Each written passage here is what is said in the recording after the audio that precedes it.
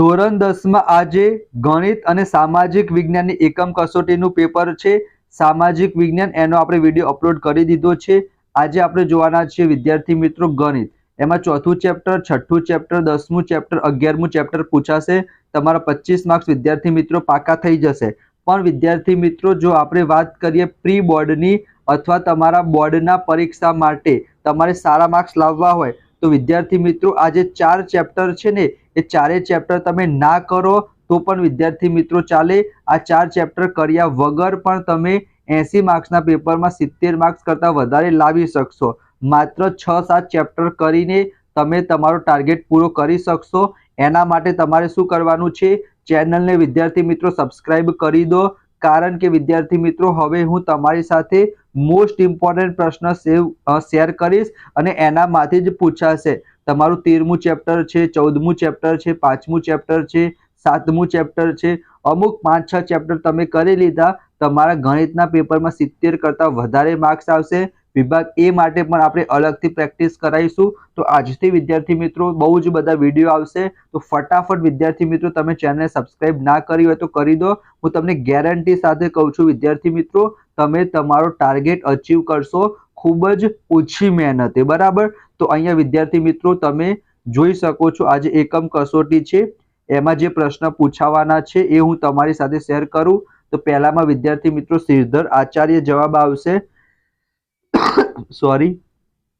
એના પછી તમને કીધું છે બે સમાન વાસ્તવિક બીજ ક્યારે મળે, તો જ્યારે ડી ની કિંમત વિદ્યાર્થી મિત્રો 0 હોય, ડી એટલે વિવેચક થાય અને એનું સૂત્ર થાય b² - 4ac = 0। હું બધા જ પ્રશ્નો સોલ્વ કરાવીશ તો વિદ્યાર્થી મિત્રો વિડીયો બહુ લાંબો થઈ જશે। અહીંયા ખાલી તમે આન્સર જોઈ લો, જેમ કે અહીંયા વર્ગમૂળમાં 6 આપેલું છે, એનો આન્સર 3 આવશે।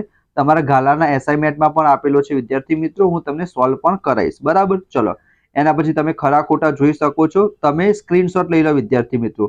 જેમ કે વિભાગ બી અહીંયા તમે જોઈ શકો છો, કોઈ પણ એક પ્રશ્ન પૂછાશે, તમારે શૂન્ય શોધવાના છે અને ડી ની કિંમત તમારે શોધવાની છે, બરાબર। સ્ક્રીનશોટ લઈ લીધો। એના પછી વિભાગ ડી ની આપણે વાત કરીએ તો 1 થી લઈને 5 પ્રશ્ન છે, એનામાંથી એક પ્રશ્ન પૂછાશે।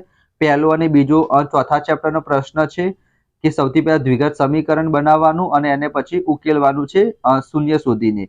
એના પછી કાટકોણ ત્રિકોણ વાળો પણ એ જ ચેપ્ટરનો છે, બરાબર। બધા એક જ ચેપ્ટરના છે વિદ્યાર્થી મિત્રો, ચોથા ચેપ્ટરના।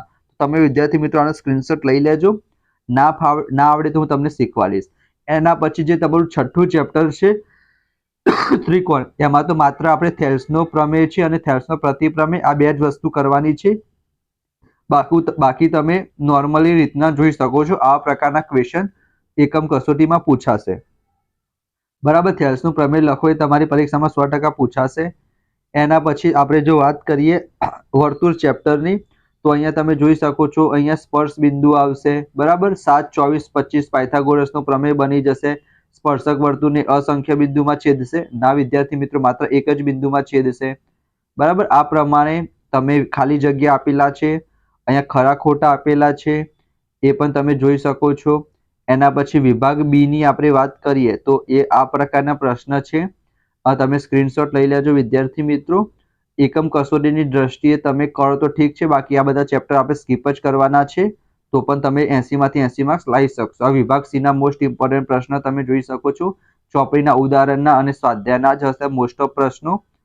એના પછી અહીંયા વિભાગ એ જે તમારું 12મું ચેપ્ટર છે વર્તુળ સંબંધિત ક્ષેત્રફળ, લઘુ વૃત્તાંશ, ગુરુ વૃત્તાંશ, જો આપણે સ્માર્ટ વર્ક કરીશું તો પૂરેપૂરા માર્ક્સ આવશે, કારણ કે જે 12મું ચેપ્ટર છે એ માત્ર 2 માર્ક્સનું જ છે અને એ 2 માર્ક્સનું વિદ્યાર્થી મિત્રો જોડકા જ પૂછાશે। શું પૂછાશે? જોડકા।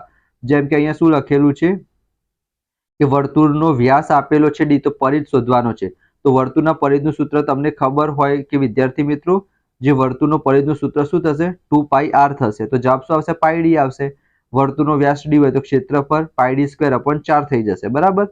લઘુવૃત્તાંશનું ક્ષેત્રફળ, અર્ધવર્તુળનું પરિઘ, લઘુચાપ, ગુરુચાપ, તમારે જોડકા જ કરવાના છે વિદ્યાર્થી મિત્રો આ ચેપ્ટરમાંથી। એના પછી વિભાગ સી ના તમે પ્રશ્ન જોઈ શકો છો, સ્વાધ્યાયના જ પ્રશ્ન છે, બરાબર। તો આ હતું તમારું ગણિતનું। સામાજિક વિજ્ઞાનનો પણ વિડીયો આપણે અપલોડ કરી દીધો છે સોલ્યુશન સાથેનો, એ પણ તમે જોઈ લેજો। અને સબસ્ક્રાઇબ ના કર્યો વિદ્યાર્થી મિત્રો તો સબસ્ક્રાઇબ કરી દેજો, આજથી આપણે રેગ્યુલર વિડીયો અપલોડ થઈ જશે। તમને જે ચેપ્ટર ના આવડતું હોય એની તમે કમેન્ટ કરો તો એ પણ હું તમારી સાથે શેર કરી દઉં, બરાબર। તો મળીશું આપણે નેક્સ્ટ વિડીયોમાં. ત્યાં સુધી જય Shri Krishna, Radhe Krishna. Thank you so much.